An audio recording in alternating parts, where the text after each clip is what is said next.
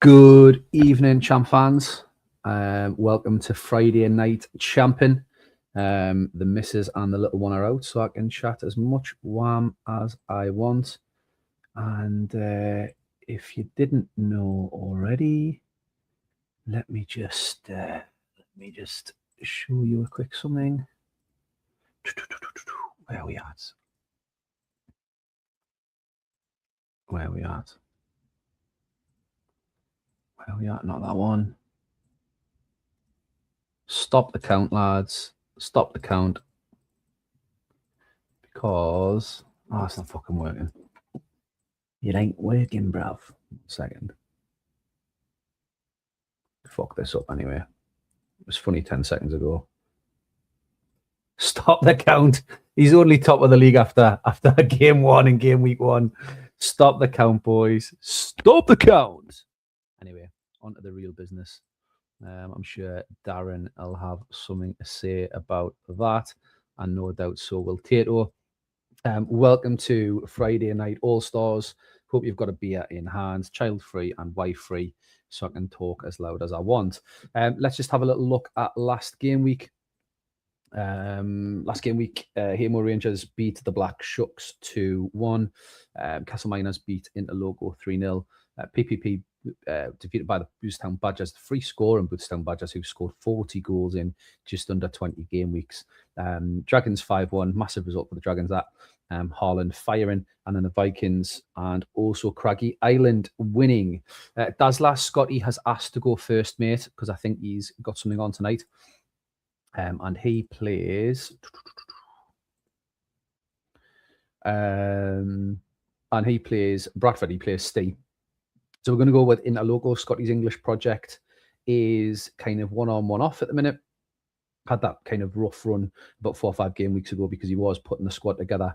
But did beat Craggy, and then there's no shame in that. Gyökeres and Dimble are on fire at the moment. This is how he goes, loaded in. It is a little bit of a change up as he kind of tries to find something that'll work. Kobe Mino is a big signing he's been after for a while. Really like Foden and Palmer in that MC position, and Ollie Watkins joins Kane and Calvert-Lewin up top. Scotty's never bothered about numbers. And over to Bradford, who were beat by the Dragons last time out and did go down to 10 men. Be-all in at centre-half and Onana in at the MC. But this midfield kind of 6 is very, very similar to what it was. DePaul coming in for Fernandez, who didn't have the best of games last time out. Kick clash, yes, I remember it. I remember the kick clash. And it's going to be impossible to follow, really. No, Meaty, I read it. I did tell him that Scotty wanted to go first. Scotty asked first. Meats, hope you're well, Meats. Has Blue v Blue. This is an absolute nightmare to follow. And Messi makes it 2, but it's disallowed as it was offside. Be-all hits the upright, and Soberslai hits 2.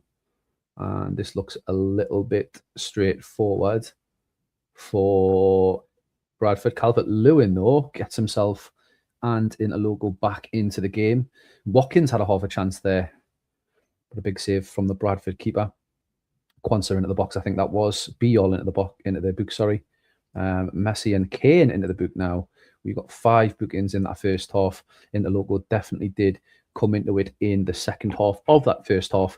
Pickford not having a great game in net, and Kobe Minu on debut just not seeing enough of the ball with that 5 across the midfield, you'd probably say. Maybe the arrows could come off Palmer and Foden just to give them that bit more control. I've not seen Stay in the chat. I think he's licking his wounds after the rugby league, which I don't know enough about to comment on. Either way, it's probably one of the few sports that I don't have an opinion on, which is unusual. Yeah, Hodgie, Savages just said exactly the same 2 seconds ago. It's totally bizarre, isn't it? Because they've both got change strips to stop that from happening. Not sure if Steve's here. And Scotty is going for it. So we've got direct passing, diag, and an arrow off. And we'll just give Steve a couple of seconds just in case he is floating around.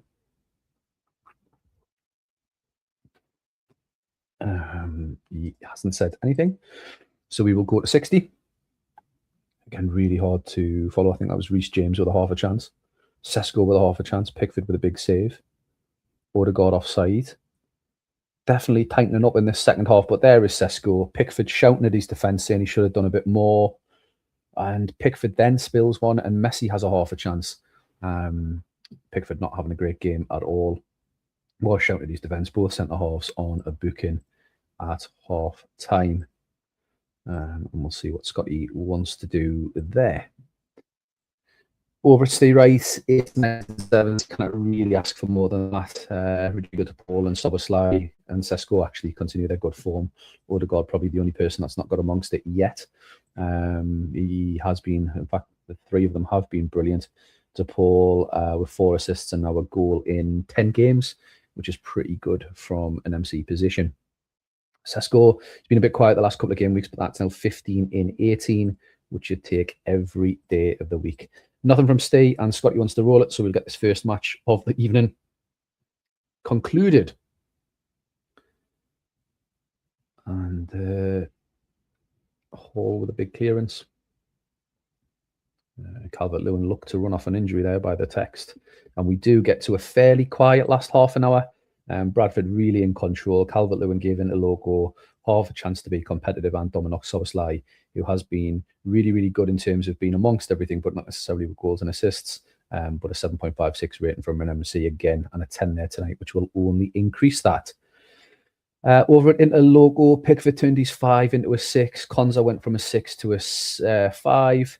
And really just not enough of the ball in the middle of the park, you would imagine. Kobe Mino did okay on debut, missed a few tackles, but actually did have some of the most ball out of the whole 11 as the English project continues for Scotty. Dazzler has asked to go second, and that's where it does take us to the Tempestas against the Dragons. This is how Daz goes tonight, with Paz and Musiala losing their arrows, and Beliba going out for Lawson.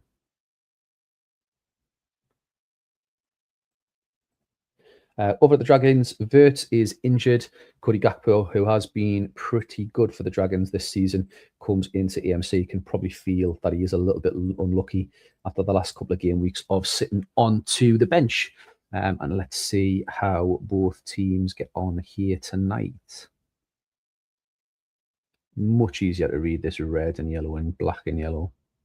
Big save from Donnarumma, it looked like there. Tempestas having quite a lot of the ball.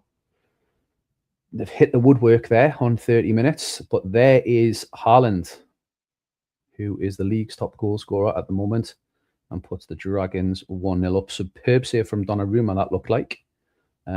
Hits it over the bar, Gakpo into the book, and there is, right on half-time, an equaliser for the Tempestas, who did look pretty good. Dragons have held their own in terms of having a few more shots. But yeah, it was fairly quiet half that from the Dragons until Haaland turned up. Cody Gakpo letting himself there down tonight. Over at the Tempestas, 8 and, or rather in 8 for Rodrigo. Everybody else on a 6 and a 7, with the assist coming from Hugo Lawson, coming in for Beliba, rather.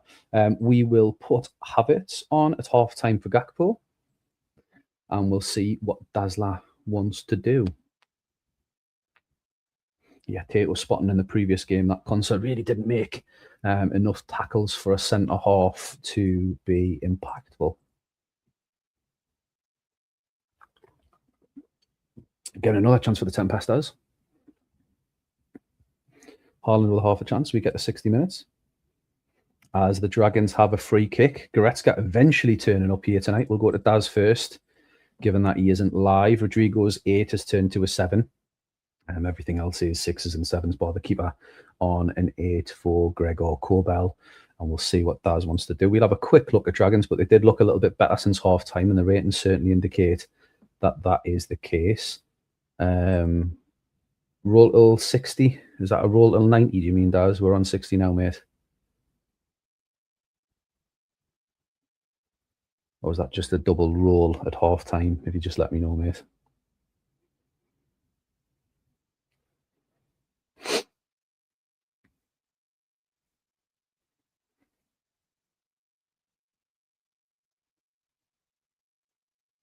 Just give you a couple of more seconds there, does it? Because it looks like a double half-time comment, that. If not, I'll give it a roll. Dragons have got a free kick on this. Oh, Dragons have got a free kick on this 60-minute mark, and we'll see if they can do anything with it. They don't. As the Dragons, and there is a goal from Musiala, who has got the arrow, and Tempestas are chasing Dragons in terms of that top 6 spot. Dragons with the two games in hand, so we'll see how it goes.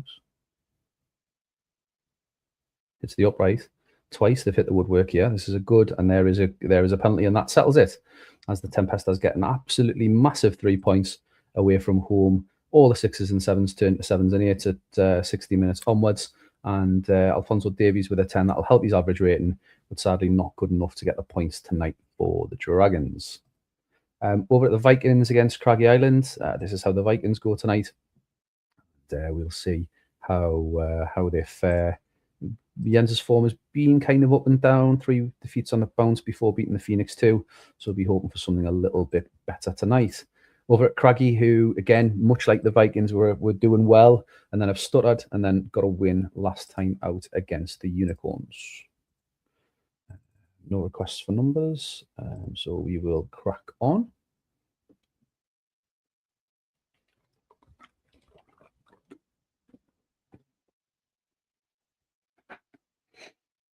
Thought Arsenal looked good tonight. Obviously, it's Cov, but they're just turning a little bit of a mature side, which Arsenal were always a bit gimpy. Never used to know how to control games. Nothing much happening in this one.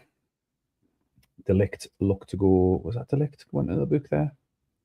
And we get to half time. It was Delict into the book, and Ardagula with that little arrow in MC on a 5 at half time. Over at Craggy Island, 6s and 7s, Sadio Mane on a booking.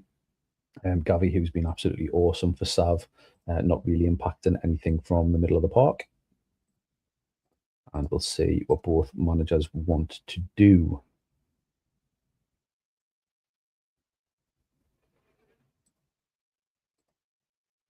Haven't seen any other manager in the chat, so we will go through.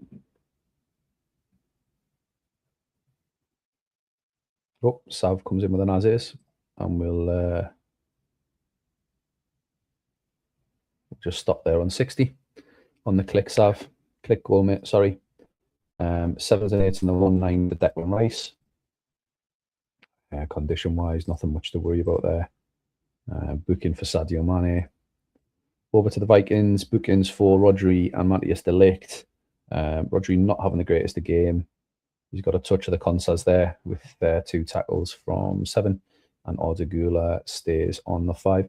Jens, I don't know if that was a delayed as-is from half-time, mate, so I'm just going to keep your stats up just for a couple of seconds longer for you, fella. Sav, just give you another look there just to see if you want to do anything with you being behind. Steve, you've already been on board. Good to see you. You beat Scotty 3-1.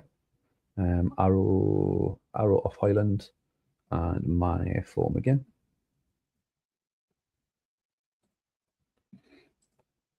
And we'll see. Jens, if you can just clarify, mate, if that was a half time as is. Okay, mate, no worries. I'll hang on. I think you might be on a little bit of a delay, Jens. Just make sure you're watching the game live, bud.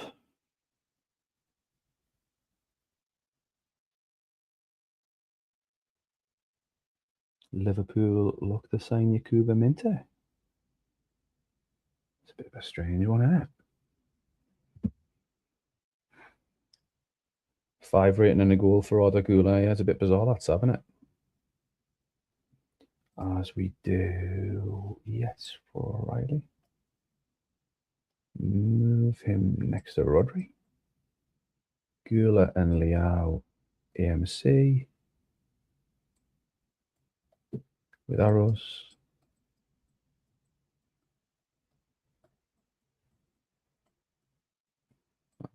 Guimaraes in central MC. That's perfect. Yeah, it's all right, but I thought you might have been when it came through No worries, best to be safe. As we'll just check, we did Savages, Subs, Highland, Arrow off Highland, and Manny for McGinn. Perfect. All right, best of luck to you both, and we'll see how we get on.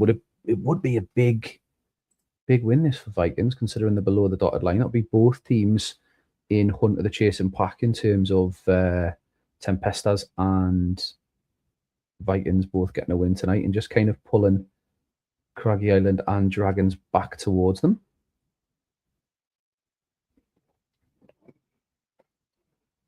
Can the Vikings hold on? And Jens did go defensive, and he does see it out.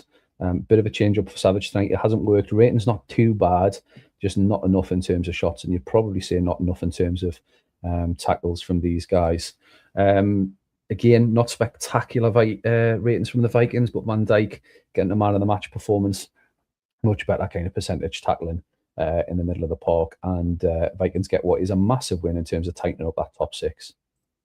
Over to the Phoenix 2 against the Haymore Rangers. Hodgie, you need to clarify if it's like Highmore Rangers or if it's Haigmore Rangers. I was thinking about that when I was waiting for the timer to clink down tonight. And they go like this. Let me just check that's right. Media, if you're around, if you just check that's right, mate, because I know there's been a couple of little suggestions of different things. Haigmore, no, Highmore. I can't remember what I said second. Meaty and OB, if you can just confirm that that's right for you, boys. If you're there, I'll just give you a couple of seconds. It looks right according to your picture. William Haigmore Rangers. Can't see either of them, so I'm going to have to take that as golden. Yeah, that's good. It's mixed passing on. Yes. Change that for you as per OB's instructions. Over to the Haigmore Rangers. Yeah, as in William Haig. Yeah. 2-1 against the Black Shucks, which was a massive result. And Hodgie will just be looking to pick up a couple of wins. It's not impossible given how many games are left. And we'll kick this one off. Best of luck to both. Ekatike, who has been pretty good the last couple of game weeks for the Rangers. Phoenix 2 with that flat kind of full Chester 4 across the middle. See how that does them. And it's a booking for Kamara. And it is Kabasi from centre half, who is widely tipped to be absolutely incredible season 2 onwards by most people. Someone got above the keeper, but put it wide as Bellingham has got the Haigmore Rangers back into it. And we get the half time. Looked a really even game that in terms of the text, but Phoenix not really creating much other than the goal and that missed chance off target above the keeper. Ratings look all right for the Rangers. Boubacar Kamara, yellow card. He's made one tackle, missed it, and got booked for it. That's interesting. And a 6 for Buari. 6s and 7s for the Phoenix 2 that just really haven't been able to get something going in terms of sustained form. And Rayan Cherky is in the book on a 6. We'll see what both managers want to do, or rather all three managers. It's a roll of 60 from Hodgie. What would this do in terms of the table? Tempestas are probably drawing at half time. Roll of 60 from both. So we'll see if we can stop it as close to the click as possible. Tielemans goes into the book.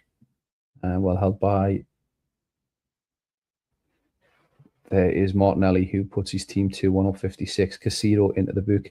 And we do get a half time. Yuri Tielemans on his debut is on a 5 and a booking. Is it his debut? Yes, it is. Condition wise, 83, 90. Nothing to worry about too much there. It will be the ratings that are a concern, particularly from a new signing on his debut. Over at the Haymore Rangers, 8 for Bellingham and Martinelli. They've both been solid when the Rangers have been good. I mean, a side that have struggled, he's got 1 and 2 goals is pretty darn good. And for a fact he's resisted the urge to cash in. Tielemans and Cherky off, getting hooked. Tonali and Mbuemo on. for the boys. And then we'll see if Hodgie wants to do anything. It's a roll from Hodgie, who's done well to kind of come back into this. Oh, sorry, needs. Just caught that. I'll click it as soon as I can. There we go. 63 minutes played. We'll see if the onset of the, and it can't. Bellingham finished my sentence for us before I'd even finished it myself. Gets a brace, and that is probably game over. As the Phoenix 2 again search for something good.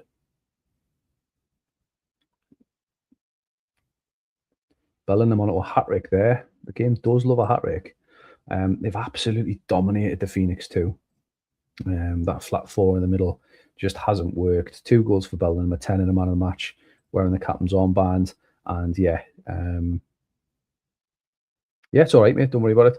The Phoenix 2 will be back to the drawing board. But Dembele was back tonight, which is massive for them, given that he's been out for kind of 7-8 game weeks. So cause for optimism there at least. Over to the Shucks against Boothstown. This is a big, big game for both. Boothstown have been free scoring. What's that? 5, 6, 10, 12. That's 14 goals in the last 5 games. Just shy of 3 goals a game. That'll be interesting. Black Shucks, who were so dominant for so long, have had a bit of a wobble, but they did put back-to-back wins back together against PPP and the Vikings. And then the Rangers that we've just seen did do them 2-1 last time out. Kudus comes onto the bench. Shea Lacey, who's been rested the last couple of games for fitness, does come back in, and he has been really, really good on that right-hand side. As we see, in fact, just hang on 1 second. What would that do? Yeah, I mean, Spud wins this, and he's right into the mix for that first place position on 34 points with a game in hand. Essentially, it would be massive. And the Badgers' away record isn't great, as Tato likes to tell us. And the Black Shucks' home record has been really, really good. So that would probably be a bit of a coupon buster. You would imagine McTominay into the book. Does feel as though the Black Shucks have had more of the ball. But the Boothstown Badgers are so good and so clinical. Anthony now goes into the book, waves away a penalty. Could have been 2-0 that, but it does get waved away. Lenny Euro goes into the book and then follows it up with a last-ditch tackle. As we're going to get to half-time, and Anthony is injured. I haven't seen KD, but I'm assuming it's going to be Kudus. So he's put him on the bench, I think. And we'll just give Dan a couple of seconds. Usually hovers in the background. Does the KD.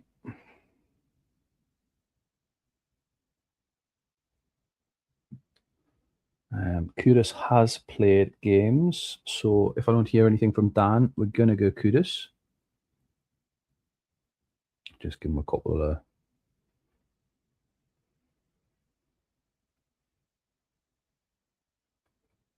of seconds.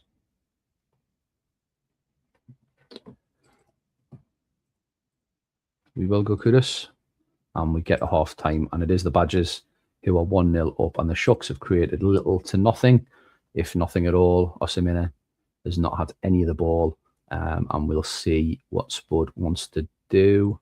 As is still 60. Dan isn't here, so we will get to 60. And if Dan pops up, we'll make those changes whenever we can.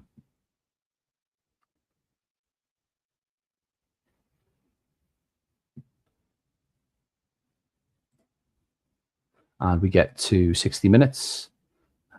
Over to Badgers, who have a lot of bookings, but a lot of 8s in there as well. Nothing to worry about condition-wise. You'd imagine that Ryan or Cunha might get a little bit of a run out, but Tato's under absolutely no pressure to do anything there. Anthony is injured. There's no other fitness concerns. Shea Lacey's kind of sustained his fitness at 85%. And Spud does go Semenyo for Cunha. We've not seen KD, so we will just roll it through. Osimhen has been really quiet at 3 DMC, so solid for the Badgers. And there is Kevin De Bruyne with his first ever goal. He's been good. Oh, and there is Mbappe, but it's offside. Voltemada was offside. That could be a big, big goal in terms of the... Oh, and there is McTominay. And 90th minute winner The Badgers do love a 90th minute winner. It's Vitinha with a free kick. McTominay headed it. And I'd say for about the 4th or 5th time this season, the Badgers do get a late winner. And that is massive for the Badger boys. Over to, oh, hang on, I didn't show ratings there. Give me 1 second. Where are we at? Badgers, fixtures. It's not gonna, I'll come to your ratings at the end, Spud. So just hop past them there. Over to the Unicorns, who have made a couple of changes. Wharton coming back in, who's been so good in for Zubamendi. And then over to the Kessel Miners. Dims is just having a little bit of that KD pack look at the minute, where he doesn't have to make changes, and his team are romping. And it feels like he's kind of taking the baton from KD a little bit with that, but the game does love momentum. Dims, I have offered a contract to Hakan, and hopefully he will accept it for the next game week. Unicorns versus the Miners. We'll see how these two sides get on.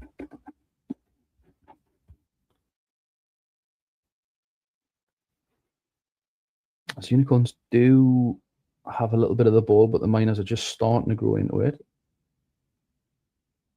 Gyökeres, who's been an absolute machine. Isaac, who's unhappy with his manager, but has been very, very good. Was top of the golden ball, the golden ball shouts for a while. Over at the Kessel Miners, much more of the ball and more of the chances. Barella just having a little bit of a struggle in the middle of the park, but other than that, looking fine. And over to the Unicorns. Smuts gave us a thumbs down for the post-Arsenal kickoff. I'm guessing he was a kip, so I'm not expecting to see him. And Dims did pop in, so we'll just see if Dims is about.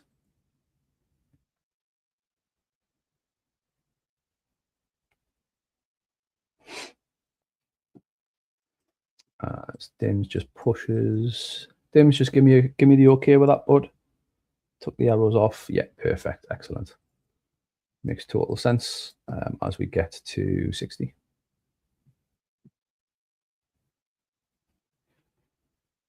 And Tate will be watching on, hoping the Unicorns can get something here.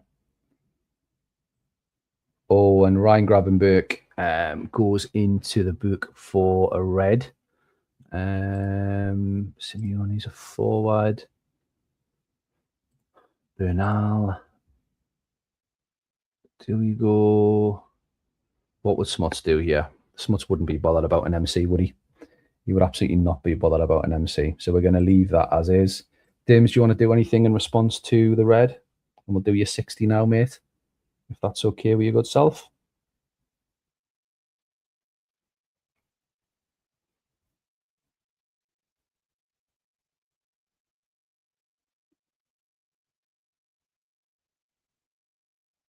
Yeah, I'd agree, Hodgie. If anybody fancies a laugh, have a look at the videos of Curtis Jones saying hello to the Inter Milan fans on Twitter. He's walking about like he's fucking Gerrard signing for Milan. It's about 3 fans waving to him, and he's putting his hand on his chest and his heart. Honestly, crock of shit.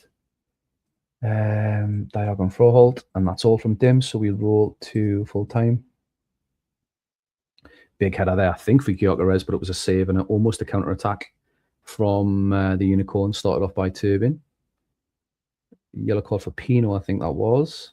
Gyökeres with a half a chance. Can the Miners get the winner? Offside from Gyökeres. They are building some pressure here, but Unicorns have had more of the ball. Casado into the book. Can they get the winner? And they do indeed get the winner. And you'd probably say, without seeing the match stats, that it's probably deserved.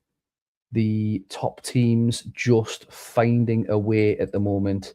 And the Kessel Miners do run out 1-0 winners. Another clean sheet for Dims. And a winner from Bukayo Sako with Nico Williams with the assist. Unlucky for Smuts there. You kind of think that the red card did tip it just in Dimble's favour. And he did push the 2 MCs into the middle of the park to just have a little bit more control with that gap from Smuts. Makes total sense. And that is a big result for the Miners. That pulls them 4 points clear of the Black Shucks and pulls them 5 points clear of the Badgers, although they do have a game in hand. That brings us to the classifieds in 31 minutes, which is fucking brilliant. Black Shucks 1, Bootstown Badgers 2, Tato. Tato, there is your stats. Vitinha with a man of the match performance, absolutely incredible. Coming in for too many, who was suspended. Assists from Vitinha. Yeah, I'll jump on, Dims. I'll jump on, mate, if you're about. And over the Black Shucks, not bad ratings, but just couldn't get the result over the line. Back to the classifieds. Bradford 3-1. Craggy Island 0-1 with the Vikings. Higmore Rangers 3-1 at the Phoenix. The Dragons 1-3. That's a bit of a shocking result for the Dragons, in all honesty. Unicorns 0, Castle Miners 1. Leaves the league table looking like this. Miners on 39, Shucks on 35, Badgers on 34 with a game in hand. Bradford on 34, having played a game more than the Badgers. Dazzler now goes into the top 5 on 27 points, though he has played a game more than Dragons and a game less than Craggy Island. Craggy Island on 26 points, the Dragons on 25, and the Vikings and Higmore Rangers on 24 and 21 respectively. Phoenix and PPP and Interloco and Unicorns, they really are teams at the minute that are struggling for any points, despite a revival from PPP. And we'll have a little look at the fixtures. That is the fixtures. That Dragons Craggy Island game is massive. Shucks against Unicorns, Badgers against the Resurgence, Hodgie, Interloco against Phoenix 2, Tempestas against Dims, and the Vikings against PPP, which is always a good laugh. I'll get a pack out straight away. If you can submit teams for Sunday morning, that'd be much appreciated. Or actually, no, there's no game Sunday night. Daz is going to do Monday night, I believe. If we're not overdoing it, and if there is appetite, I'm happy to do a Sunday night with a 24-hour turnaround for Daz on Monday. But I'll leave that down to you boys to let me know in the chat if you'd be up for it. We'll get the pack out straight away. Cheers for tuning in, boys and Dims. I'll see you a second to crash some jets on Battlefield. Good night, lads.